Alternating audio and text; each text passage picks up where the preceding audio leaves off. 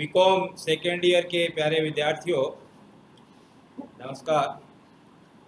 ये अपने एबीएसटी का फर्स्ट पेपर इनकम टैक्स आयकर, इसमें तीसरा चैप्टर वेतन शीर्षक से आय, ये अभी अपना आपको पढ़ाया जा रहा है ऑनलाइन। ये इनकम फ्रॉम जो सैलरी हेड का जो चैप्टर है, ये बहुत लेंथी चैप्टर है और इसके प्रैक्टिकल क्वेश्चंस करने से पहले इसके जो आयकर के प्रावधान हैं, वो सारे प्रावधानों का ज्ञान आपके लिए होना अति आवश्यक है। तभी आप इस विषय के, इस चैप्टर के प्रैक्टिकल क्वेश्चंस हल कर सकोगे। तो मैं इन नियमों और कानूनों और प्रावधानों की व्याख्या आपके सामने कर रहा हूँ। कुछ आपको वीडियो के जरिए और कुछ आपको पीडीएफ के जरिए फार्मूले आपको भेजे जा रहे हैं। आपसे आशा की जाती है कि आप इन सभी फार्मूलों को अच्छी तरह से याद करें और जो वीडियो लेक्चर में मैं जिन बातों को आपको बता रहा हूं, उन बातों को सुनने के बाद अपनी जो इनकम टैक्स की किताब है उसमें उसका बारीक अध्ययन कीजिए और उनको अच्छी तरह से समझिए और उनको मेमोराइज करने की पूरी कोशिश कीजिए, ताकि जब भी प्रैक्टिकल क्वेश्चन करें तो आपको अच्छी तरह से आयकर का जो क्वेश्चन है वो आप अच्छी तरह से हल कर सकें। आज का जो अपना टॉपिक है विद्यार्थियों, वो है परक्यूजिट्स अनुलाभ। परक्यूजिट्स अनुलाभ, जिनको शॉर्टकट में पर्क्स भी बोलते हैं, पर्क्स। तो अनुलाभ किसे कहते हैं और अनुलाभों के बारे में किस तरह से कर योग्य और कर मुक्ति का अध्ययन आपको करना है, इसके लिए मैं आपको बता दूं कि एक नियोक्ता द्वारा अपने कर्मचारी को मौद्रिक मॉनेटरी लाभ के अलावा जो नॉन मॉनेटरी अमौद्रिक सुविधाएं जो दी जाती हैं उनको अनुलाभ कहते हैं, उनको पर्क्स। यानी कि नियोक्ता द्वारा अपने कर्मचारी को सेवा के बदले या कोई भी जो कार्य करता है उसके बदले नकदी पैसे न दे करके उसको सुविधा दी जाती है। तो ये जो सुविधाएं हैं, फैसिलिटी जिसको आप कह सकते हैं, इनको परक्यूजिट्स कहते हैं, अनुलाभ कहते हैं। तो अब जैसे उदाहरण के तौर पे मैं आपको बता दूं कि आपको जो है मकान किराया भत्ता न दे करके आपको रहने के लिए मकान दे दिया, आपको नौकर चाकरों के लिए भत्ता न दे करके आपके लिए जो नौकर उपलब्ध करा दिए कि ये नौकर आपके यहाँ काम करेंगे साहब, फैसिलिटी दे दिए। इसी तरह से आपको किसी तरह का ट्रेवलिंग भत्ता न दे करके आपको कार दे दिए ड्राइवर के साथ कि आप कहीं भी जाएं कार्यालय काम के लिए तो ये कार आपको दी जाती है ड्राइवर के साथ, आप इसका इस्तेमाल करिए। तो ये भी क्या है, फैसिलिटी है। तो मुफ्त में रहने का मकान, मुफ्त में कार, मुफ्त में नौकर चाकर, तो ये सारी सुविधाएं कहलाती हैं, इन्हीं को अनुलाभ कहा जाता है, पर्क्स बोलते हैं अंग्रेजी में, पर्क्स, और फुल फॉर्म है इसकी परक्यूजिट्स, हिंदी में अनुलाभ। कई बार इंटरव्यू वगैरह में पूछ भी लिया जाता है अनुलाभ किसे कहते हैं, आपके क्वेश्चन एग्जामिनेशन पेपर में भी आ जाता है कि अनुलाभ किसे कहते हैं, और आयकर अधिनियम के अंदर अनुलाभों के प्रावधान की आप व्याख्या कीजिए। तो अभी मैंने आपको बता दिया अनुलाभ किसे कहते हैं, ये आपको भली भांति समझ में आ गया है। अब बात ये आती है कि अनुलाभों के बारे में आयकर क्या दृष्टिकोण है। तो अनुलाभों के लिए तीन तरह की कैटेगरी बनाई गई है कि ऐसे परक्यूजिट्स, ऐसे अनुलाभ जो सभी कर्मचारियों के लिए कर योग्य हैं, for all the employees, government और non government, taxable, fully taxable. और दूसरा है केवल विशिष्ट कर्मचारियों के लिए कर योग्य अनुलाभ, ऐसे perquisites which are taxable only for specific person, specified persons. तो विशिष्ट व्यक्तियों के लिए ही कर योग्य अनुलाभ है।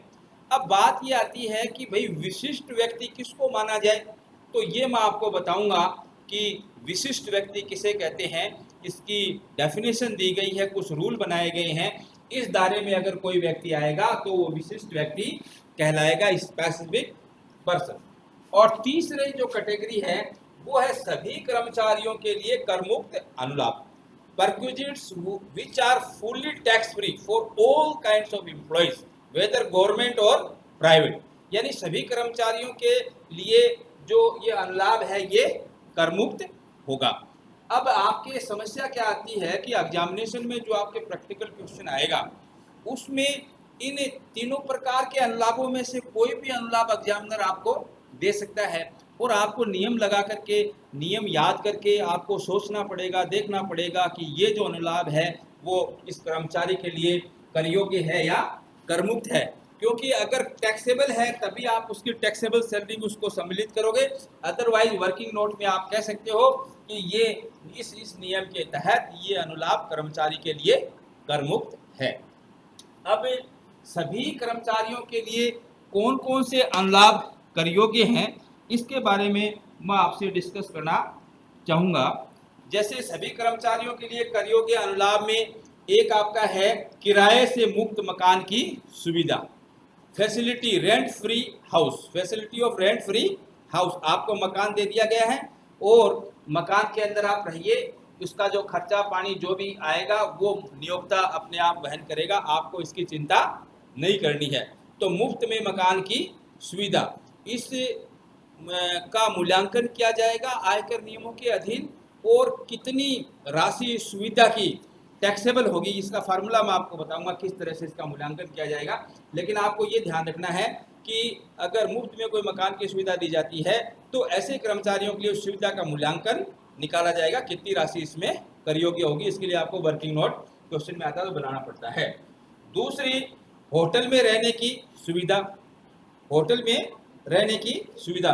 तो यदि नियोक्ता द्वारा कर्मचारी चाहे सरकारी हो चाहे गैर सरकारी हो को आवास सुविधा होटल में उपलब्ध कराई जाती है तो इस सुविधा का मूल्यांकन आयकर नियमों के अनुसार कर्मचारी की आय में निकालकर जोड़ा जाएगा। फिर आता है कर्मचारी के दायित्वों का नियोक्ता द्वारा भुगतान, कर्मचारी के दायित्वों का नियोक्ता द्वारा भुगतान। इसका क्या मतलब होता है, ये चीज आपको समझने की है। देखिए, अगर कोई लायबिलिटी कर्मचारी की है और उसका भुगतान नियोक्ता करता है तो ऐसी लायबिलिटी का भुगतान नियोक्ता द्वारा किया गया है वो सभी कर्मचारियों के लिए कर योग्य होगा। यानी मान लो कि LIC पॉलिसी है कर्मचारी के नाम से, उसका प्रीमियम नियोक्ता देता है, तो उत्तरदायित्व किसका था प्रीमियम देने का? भाई व्यक्तिगत कर्मचारी का था, उसके नाम से है। और इसका अगर भुगतान नियोक्ता ने किया तो नियोक्ता ने जितना भी भुगतान किया है LIC प्रीमियम का वो कर्मचारी की टैक्सेबल इनकम मानी जाएगी। अब जैसे मान लो बिजली पानी के बिल हैं कर्मचारी के स्वयं के नाम से आते हैं, तो इसमें भी क्या होगा, उत्तरदायित्व का भुगतान है, कर्मचारी के नाम से बिल आया है और मालिक ने उसका पेमेंट किया है तो ये भी उत्तरदायित्व का भुगतान है, कर्मचारी के लिए कर योग्य होगा। तो इसमें आप क्या कर सकते हैं, जैसे कर्मचारी के बच्चों की शिक्षा के व्ययों को नियोक्ता द्वारा भुगतान किन्हीं अन्य व्यक्ति के स्वामित्व वाली संस्था में, ये कर्मचारी के उत्तरदायित्व का भुगतान है। कर्मचारी के पानी एवं बिजली के बिलों का नियोक्ता द्वारा भुगतान, यदि पानी एवं बिजली का कनेक्शन कर्मचारी के नाम से हो, जैसे मैंने आपको बताया। कर्मचारी के होटल अथवा क्लब के बिलों का नियोक्ता द्वारा भुगतान, ये भी कर्मचारी के उत्तरदायित्व का भुगतान है। कर्मचारी द्वारा लिए गए ऋण का नियोक्ता के द्वारा भुगतान, कर्मचारी के द्वारा नियुक्त किए गए नौकर के वेतन का नियोक्ता द्वारा भुगतान, कर्मचारी के द्वारा देय आयकर का नियोक्ता द्वारा भुगतान, कर्मचारी के स्वयं की मोटर कार के खर्चों का नियोक्ता द्वारा भुगतान।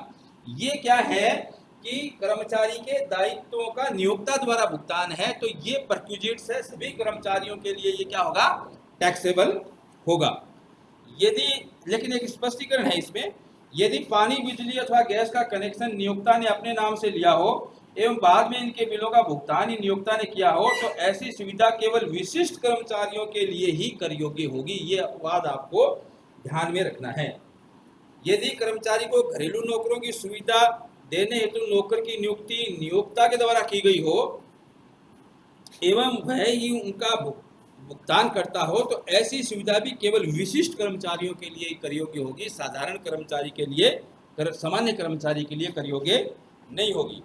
इसके अलावा इसमें जो सभी कर्मचारियों के लिए जो कर योग्य अनुलाभ है उसमें कर्मचारी के जीवन बीमा अथवा वार्षिकी के प्रीमियम का नियोक्ता द्वारा भुगतान, अन्य निर्धारित आनुषंगिक लाभ अदर फ्रिंज बेनिफिट्स का अगर देता है कर्मचारी को नियोक्ता तो वो भी सभी कर्मचारियों के लिए कर योग्य होगा। अधिवार्षिकी निधि में नियोक्ता का अंशदान, अधिवार्षिकी निधि में नियोक्ता का अंशदान गत वर्ष में 1.5 लाख रुपए से अधिक हो तो अधिक के कर्मचारी के लिए अनुलाभ के रूप में कर योग्य होगा। अब बात आती है दूसरी कैटेगरी, केवल विशिष्ट कर्मचारियों के लिए कर योग्य अनुलाभ। अब सबसे पहले आपको ये पता होना चाहिए कि what is meant by a specific person, विशिष्ट कर्मचारी किसे कहते हैं। तो इसकी एक फार्मूला बनाया गया है कि ऐसे ऐसे अगर ये बातें उस व्यक्ति के अंदर निहित हैं तो वो व्यक्ति विशिष्ट कर्मचारी माना जाएगा। स्पेसिफिक पर्सन, विशिष्ट कर्मचारी, विशिष्ट कर्मचारी, विशिष्ट कर्मचारी, स्पेसिफिक पर्सन, स्पेसिफिक पर्सन। अब देखो स्पेसिफिक पर्सन के लिए क्या है कि एक ऐसा कर्मचारी जो निम्नलिखित 3 शर्तों में से कोई एक शर्त पूरी करता हो। 3 शर्त दी गई हैं तो वह विशिष्ट कर्मचारी कहलाएगा। कौन कौन सी शर्त है? नंबर 1 है वह कंपनी का संचालक हो। नंबर 2, उसका नियोक्ता कंपनी में सार्वजनिक सब्सटेंशियल इंटरेस्ट हो, अर्थात उसके पास नियोक्ता कंपनी के कम से कम 20% मताधिकार वाले अंश हों, वह इन अंशों का लाभ भोगी स्वामी हो। और तीसरी है गत वर्ष मौद्रिक कर योग्य आय की राशि 50,000 से अधिक हो, 50,000 रुपये से अधिक हो। ये 3 चीजें किसी करदाता में अगर आपको दिखती है क्वेश्चन में तो इसका मतलब वो कर्मचारी विशिष्ट कर्मचारी है। और जैसे ही कर्मचारी विशिष्ट होगा तो साधारण कर्मचारी है उसके लिए बहुत से अनुलाभ कर योग्य नहीं होंगे, केवल विशिष्ट कर्मचारियों के लिए ही अनुलाभ कर योग्य होंगे। तो अब जो विशिष्ट कर्मचारी है उनके लिए कौन कौन से लाभ जो अनुलाभ हैं वो कर योग्य हैं। तो इसमें मैं आपको बता दूं कि केवल विशिष्ट कर्मचारियों के लिए अनुलाभ में एक तो देखो मकान की जो सुविधा का मूल्यांकन है, facility of rent free house, facility of rent free house. और उसके अलावा इसमें कार की सुविधा है, इसमें बिजली पानी के बिलों की सुविधा है, और इसमें आपके जो क्लबों के बिलों का भुगतान है वो भी आता है। गैस सिलेंडर फ्री में दे रखा है यूज़ करने के लिए, वो बिजली पानी के बिलों के साथ गैस सिलेंडर है फ्री में, उसको मुफ्त नौकर चाकर की सुविधा दे रखी है, कोई मैगजीन उसके घर पे आती है। तो ये सब क्या है, विशिष्ट कर्मचारियों के लिए कर योग्य अनुलाभ होगा। और इसके अलावा अब बात आती है कि उसके अलावा विशिष्ट कर्मचारी के लिए और कुछ भी जैसे टैक्सेबल हो सकता है। कर्मचारी के बच्चों को शिक्षा सुविधा है, कर्मचारी के बिजली पानी गैस के सुविधा दे रखी है, घरेलू नौकर, माली, चौकीदार, फराश, रसोईया आदि की सुविधा दे रखी है, मोटर कार की सुविधा दे रखी है। तो ये किसके लिए? ये केवल विशिष्ट कर्मचारियों के लिए ही सुविधा का मूल्यांकन करके कर योग्य माना जाएगा। तो अभी इसमें आपको क्या करना है कि जो आपका परक्यूजिट्स है उसका वर्किंग नोट बना करके आपको क्या करना पड़ेगा, मूल्यांकन करना पड़ेगा सुविधा का, और फिर ये टैक्सेबल होएगी। अब दूसरी बात आती है कि ऐसे कौन कौन से अनुलाभ हैं जो करमुक्त हैं। सभी प्रकार के कर्मचारियों के लिए करमुक्त हैं। करमुक्त अनुलाभ, एग्जेम्प्टेड परक्यूजिट्स। तो एग्जेम्प्टेड परक्यूजिट्स में क्या है कि जैसे उच्चतम एवं उच्च न्यायालय के न्यायाधीशों, केंद्रीय मंत्री, विपक्ष के नेता एवं संसद के अधिकारियों को प्रदान की गई आवास की सुविधा करमुक्त। यदि मकान दूर दराज के क्षेत्रों में, रिमोट एरियाज में है, जो शहर से कम 40 किलोमीटर दूर है तथा जिसकी जनसंख्या गत वर्ष में 20,000 से अधिक नहीं है, में उपलब्ध करा गया है तथा कर्मचारी निम्न स्थानों पर नियुक्त है, तो ऐसे आवास सुविधा भी पूर्णतः करमुक्त होगी। अब कौन कौन से आवास हैं? खनन स्थान, समुद्र पर तेल खोज स्थान, परियोजना कार्यान्वित करने के स्थान, बांध, शक्ति परीक्षण निर्माण स्थल इत्यादि।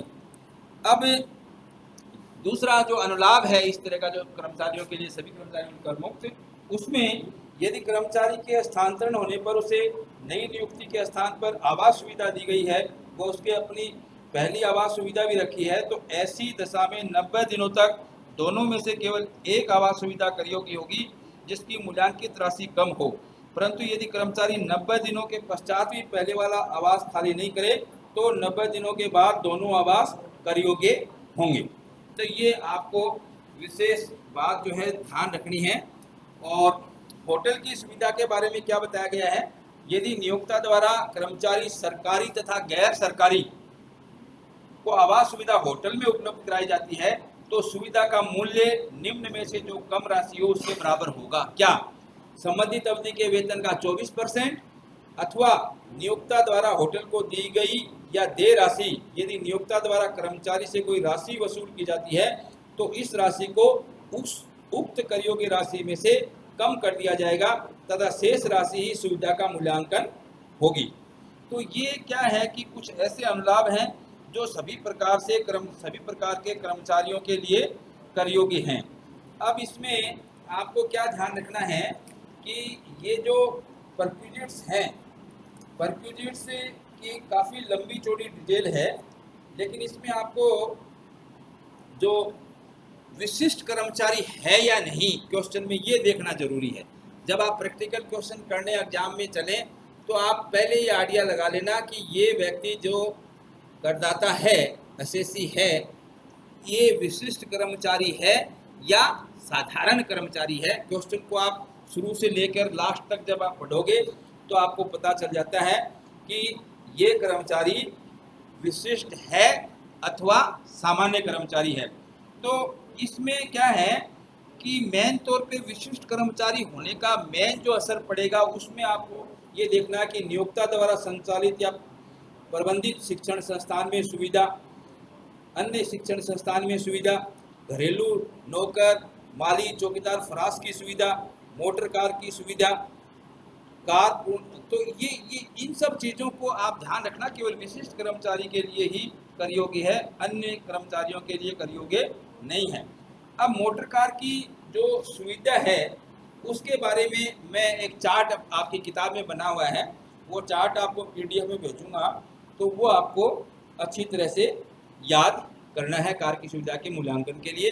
इसी तरह से आपके लिए मकान की सुविधा का मूल्यांकन किस तरह का होगा इसका PDF बना करके भेजूंगा। उस PDF में आप देखना कि किस तरह से मकान की सुविधा का मूल्यांकन किया जा सकता है। फिर उसके बाद जो करमुक्त अनुलाभों के अंतर्गत क्या है कि कुछ और भी ऐसे मतलब जो परक्विजिट्स हैं जो सभी प्रकार के कर्मचारियों के लिए करमुक्त हैं। जैसे नियोक्ता द्वारा प्रदान भोजन तथा पेय, निम्न कर्मचारियों के हाथों में करमुक्त अनुलाभ होगा।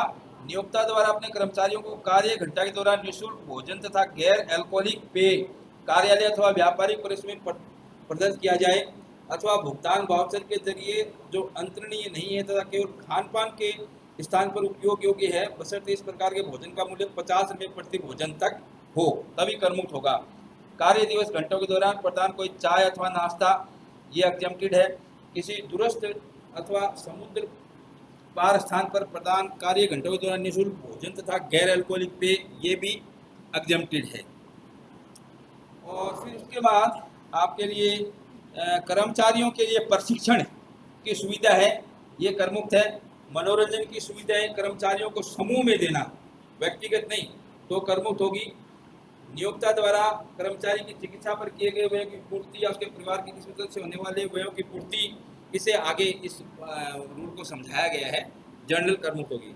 अब इसमें यदि कर्मचारियों को प्रशिक्षण के बारे में मैंने आपको बता दिया करमुक्त है। स्वास्थ्य क्लब, स्पोर्ट्स, उस प्रकार की सुविधाओं का प्रयोग जिसे नियोक्ता ने अपने सभी कर्मचारियों को एकरूपता को प्रदान किया है। टेलीफोन पर कर्मचारी द्वारा किए गए व्ययों को नियोक्ता द्वारा देने पर, जिसमें मोबाइल फोन भी शामिल है, ये एग्जम्प्टेड है। नियोक्ता अंशदान कर्मचारी को निवर्ती फंड में नियोक्ता का अंशदान, बशर्ते अंशदान प्रति कर्मचारी 1.5 लाख रुपये से अधिक नहीं हो। नियोक्ता द्वारा कर्मचारी के लिए ली गई दुर्घटना पॉलिसी पर चुकाई गई प्रीमियम की राशि अनुलाभ नहीं मानी जाएगी। करदाता के नियोक्ता द्वारा करदाता के बच्चों को छात्रवृत्ति के रूप में दी गई राशि धारा 10-16 के अंतर्गत कर मुक्त होती है। अब आती है बात, कर्मचारियों को कई बार नियोक्ता ऋण देता है, ऋण, टेम्परेरी लोन। निम्नलिखित मामलों में ब्याज मुक्त या रियायती ऋण के परिणाम स्वरूप कर्मचारियों को मिलने वाली पर सुविधा का मूल्य शून्य होगा यदि ऋण की राशि छोटी हो, अर्थात कुल मिलाकर 20,000 रुपये से अधिक नहीं है। आयकर नियमों के नियम 3 में विनिर्दिष्ट रोगों के संबंध में चिकित्सा उपचार के लिए उपलब्ध कराए गए ऋण, परंतु इस प्रकार की दी गई छूट ऋण की राशि पर लागू नहीं होगी जितनी राशि की किसी चिकित्सा स्कीम के अंतर्गत कर्मचारी को प्रतिपूर्ति के रूप में दी गई है। अच्छा, भारत के बाहर उपलब्ध कराए गए अनुलाभ, ये भी करमुक्त। सरकार द्वारा भारत के बाहर सेवा करने वाले ऐसे कर्मचारियों को जो भारत के नागरिक उपलब्ध कराए गए अनुलाभ कर योग्य नहीं है। किराया मुक्त मकान वाहन सुविधा, उच्चतम न्यायालय के न्यायाधीश जज को दिया गया किराया मुक्त सरकारी निवास वाहन सुविधाएं ये कर योग्य अनुलाभ नहीं है।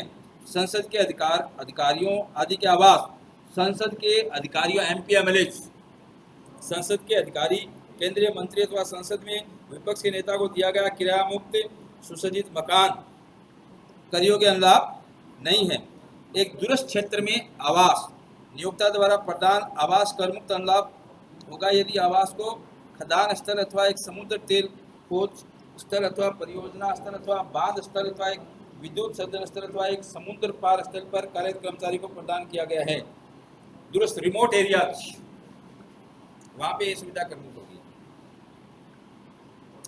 अस्थायी प्रकृति का है तथा 800 वर्ग फुट से अधिक नहीं है तथा मूल क्षेत्र किसी नागरिक अथवा एक छावनी बोर्ड की स्थानीय सीमा से 8 किलोमीटर से दूर है और एक दूरस्थ क्षेत्र रिमोट एरिया है, आउटर एरिया है, जंगल, जहाँ पे आवास बस्ती उस्ती नहीं है, वीरान जगह है, ऐसी जगह में कोई सुविधा उपलब्ध है तो वो करमुक्त होगी। नियोक्ता के लैपटॉप एवं कंप्यूटर को नियोक्ता के स्वामित्व में हो या किराए पर लिए गए हों, कर्मचारी या उसके परिवार के किसी भी सदस्य का उपयोग करे तो यह करमुक्त है। यात्रा छुट्टी रियायत करमुक्त, समाचार पत्र पत्रिका जाने सुविधाएं करमुक्त, संघ लोक सेवा आयोग के वर्तमान अथवा पूर्व सभापति एवं सदस्यों को प्रदान की गई सूचित सुविधाओं का मूल्यांकन भी क्या है, करमुक्त। तो अब इसमें आपको ये जो परक्विजिट्स है इसका मैंने एक आपको विस्तृत लेक्चर देने की कोशिश की है। इसमें बहुत से नियम कानून की बारीकियां हैं, तो ये एक मोटा मोटी आपके दिमाग में मैंने आज का लेक्चर डालना चाहा कि आपके दिमाग में ये समझ में आ जाए कि अनुलाभ कितने प्रकार के होते हैं और अनुलाभ कौन से अनुलाभ ऐसे हैं जो सभी कर्मचारियों के लिए कर योग्य हैं, केवल विशिष्ट कर्मचारियों के लिए कर योग्य हैं या सभी कर्मचारियों के लिए करमुक्त हैं। तो ये जो लेक्चर है ये आपको भली भांति अच्छी तरह से किताब में आपको पढ़ना है। तो मकान की सुविधा का मूल्यांकन एक लंबा चौड़ा फार्मूला है, उसमें काफ़ी समय लगेगा, तो उसका मैं PDF बना करके आपको दूंगा। और इसी तरह से कार फैसिलिटी ऑफ कार, उसका मूल्यांकन आपको किस तरह से करना है ये भी मैं आपको PDF के जरिए बना के दूंगा।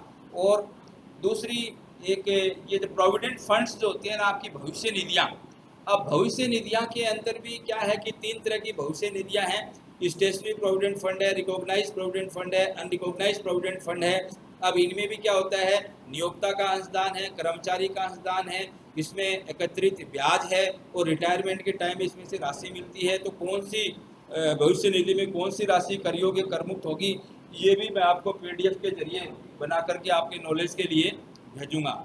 आज के लेक्चर में इतना ही है बच्चों, और मैं ये कहना चाहूँगा आपको कि आयकर के चैप्टर को अच्छी तरह से, आयकर के विषय को अच्छी तरह से समझने के लिए, क्योंकि ये पहला पार्ट अपना इनकम फ्रॉम सैलरी हेड एक लंबा चौड़ा पार्ट है, इसमें सबसे ज़्यादा मैटर इसके अंतर्गत है, सबसे ज़्यादा नियम कानून कायदे इस पार्ट के अंदर हैं।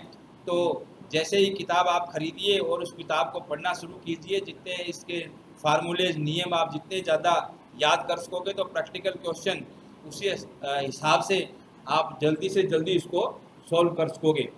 देखो बच्चों, मैं आपको ये बताना चाहता हूँ कि एक सफल वकील वही होता है जिसने नियम कानूनों का अच्छा अध्ययन कर रखा है। एक सफल कर सलाहकार, टैक्स कंसल्टेंट वही है जिसने आयकर अधिनियम और आयकर के प्रावधानों का बहुत गहन अध्ययन कर रखा है। तो वो किसी भी तरह की कोई जो समस्या होती है उसका तुरंत हल मिल जाता है। और ये इस बात पे कोई व्यक्ति इनकम टैक्स में कितना होशियार है, कोई व्यक्ति कानून में कितना होशियार है, ये निर्भर करता है कि उसको रूल कितने पता है। अगर वो छोटे छोटे रूलों के लिए किताब निकाल निकाल के देखेगा तो ऐसे व्यक्ति सफल नहीं हो सकते। ज़्यादातर रूल्स जो है एक एक्सपर्ट को उसके ध्यान में होने चाहिए। तो आज के लेक्चर में इतना ही है। Thank you very much for your kind listening this my online lecture. Thank you very much.